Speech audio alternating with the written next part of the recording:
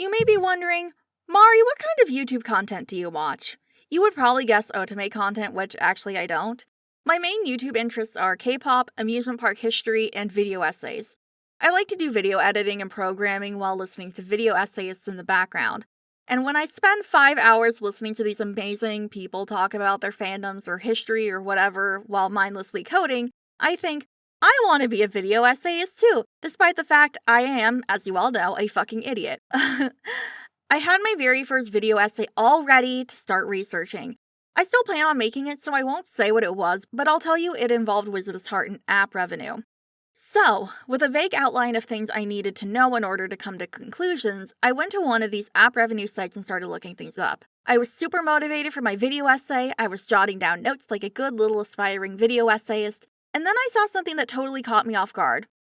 There, on the list of Shall We Date games, was a listing for a Korean version of Wizardous Heart. And then my whole video essay plan got derailed because I have no attention span and I fell into a deep, deep rabbit hole. Although I haven't been with Wizardous since day one, I've been playing for a very, very long time. I first picked up the game in June or July 2017, I just know it was around the time when Sigurd was released. I have been with this game for a very, very long time, and I consider myself to be very knowledgeable on the lore and the meta of this game. Aside from my status as the influencer of the fandom and writing too many fanfics, knowing a lot about Wizardous is kind of my thing, which is part of the reason why I was so surprised to see a Korean version of Wizardous. The fact no one had brought this up at all or even knew about it was shocking to me.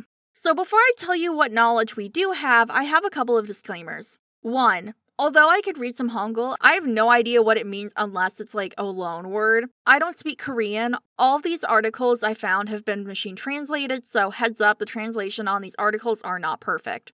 2. If you're hyped and want to play the game in Korean, I have some very bad news for you. The game is defunct, like completely defunct. It's no longer playable, and although you can find APKs, the game is completely gone. You can't download it by any official means. 3. This video is trying to document as much as possible because not much remains of the Korean version. The English version of Wizardous as of April 30th, 2021 is still playable, but the Korean version was taken offline completely and what little information remains is strewn around the internet. To be honest, I think it very much qualifies as lost media because not much remains of the game aside from some screenshots and a partial screen recording of the prologue, which I'll link below. I want to make sure to document as much as possible before we lose anything else. So, the history. After the success of Wizardous Heart in the US and Canada, I'm not pulling that out of nowhere, several sites mention this, Solmer decided to make a Korean version of Wizardous. Apparently a couple months prior they had released Mononoke Kiss and Ninja Love in Korean, so this was the third title slated to be translated and distributed by the Korean branch. On February 27, 2015, the Korean version of Wizardous Heart was launched, and according to some sources, this game was initially popular and reached very high on the app charts in South Korea. The game, like ours, dropped with Elias, Luca, and Yukia's routes. But here's where things start to get fuzzy. We don't know for certain if the game had simultaneous route releases with the English version, but if I had to make an educated guess, I would say no. I wasn't able to track down any information on when Klaus's route was released in Korea, just that it was released. Randy's route release, on the other hand, was surprisingly well documented. It seems at this time influencers were making posts about the game. While Randy was released on May 14th, 2015 in the English version, he was released around July 30th, 2015 over in South Korea.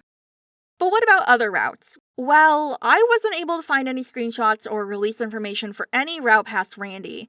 It appears Randy was the last route released, but ultimately, I don't know. I never found any evidence to suggest Azusa and routes past him had been released in the South Korean version. I did find a Naver forum user who had posted a translation for part of Joel's route, but I was unable to find out if this was the official translation they had jotted down or one they did themselves. If you're not familiar with Naver, it's like a huge search engine forum, like everything website in South Korea. In order to sign up for an account and to participate in forums, you have to give basically proof that you are a South Korean citizen, so as someone who is American and doesn't have any Korean friends, I can't get into the Naver forums.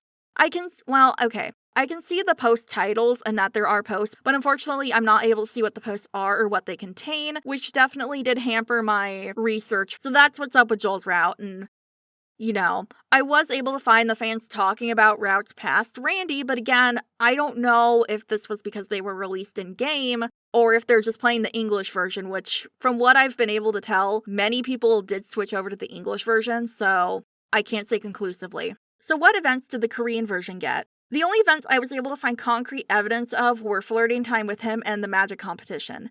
These banners were visible in screenshots of the game. Other than that, I wasn't able to find anything.